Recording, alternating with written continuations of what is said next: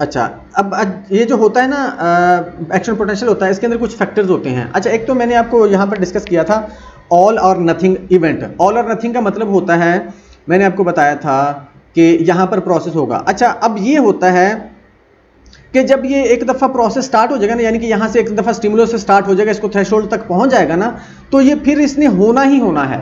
ठीक है, इसने फिर होना ही होना है।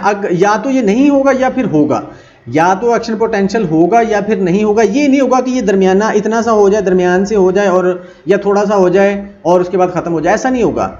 या ये मतलब आधा हो और आधा ना हो, आधा हो और इसमें बीच में रह जाए या बीच में ना रहे, ये सिलसिला नहीं होगा।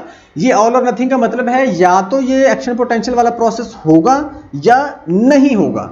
ठीक है, ये दरमियान वाली बात कोई नहीं होगी, इसलिए इसको ऑल और नथिंग बोला गया है कि या तो ये प्रोसेस होगा या नहीं होगा। एक दफ़ा स्टार्ट हो गया तो फिर ये होगा, अगर स्टार्ट नहीं हुआ तो फिर नहीं होगा।